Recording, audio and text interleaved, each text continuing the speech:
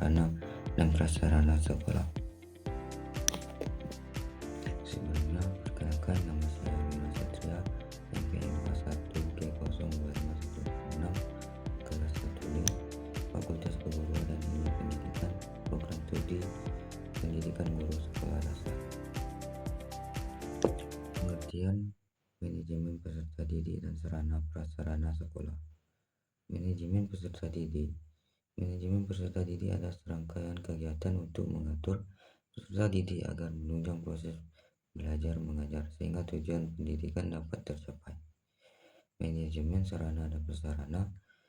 Manajemen sarana dan prasarana adalah kegiatan mengelola fasilitas dan infrastruktur sekolah agar optimal dalam mendukung proses pendidikan. Adapun tujuan utamanya, kedua jenis manajemen ini memiliki tujuan yang saling mendukung. Tujuan manajemen peserta didik menyalurkan dan mengembangkan kemampuan siswa serta memenuhi kebutuhan mereka. Tujuan manajemen sarana dan prasarana menciptakan lingkungan belajar yang bersih, rapi, dan indah, serta menyediakan sarana yang memadai dan berkualitas untuk proses belajar mengajar yang efektif. Kegiatan utama manajemen peserta didik dan sarana prasarana sekolah. Manajemen peserta didik langsung. Penerimaan peserta didik baru mengelola proses pendaftaran dan penerimaan siswa.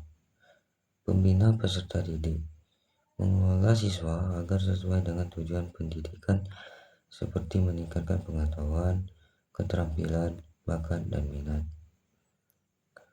Untuk pendataan dan pelaporan, melakukan pendataan siswa secara teratur dan membuat pelaporan terkait perkembangan siswa. Untuk lulus dan keluar, mengelola proses administrasi bagi siswa yang akan lulus atau keluar dari sekolah.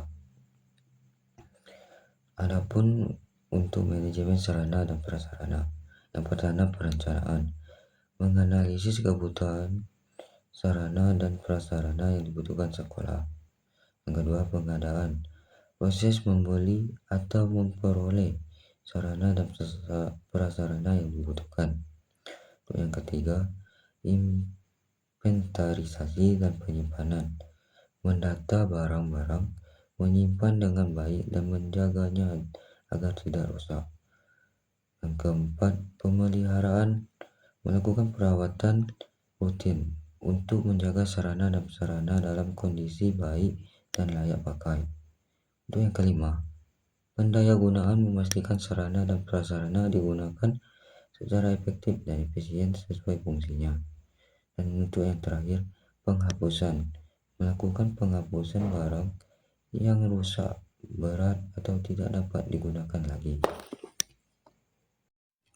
Kesimpulannya, manajemen peserta didik dan sarana prasarana sekolah adalah proses penting untuk mencapai tujuan pendidikan melalui pengelolaan siswa secara efektif dan menyediakan serta memanfaatkan fasilitas yang memadai, aman, dan berkualitas guna menunjang proses pembelajaran atau belajar mengajar. Kesuksesan manajemen keduanya sangat bergantung pada perencanaan, pengadaan, penggunaan, pemeliharaan, dan pengawasan yang baik untuk menciptakan lingkungan sekolah yang optimal dan meningkatkan kualitas pembelajaran. Sekian dari penjelasan yang saya beri. Terima kasih.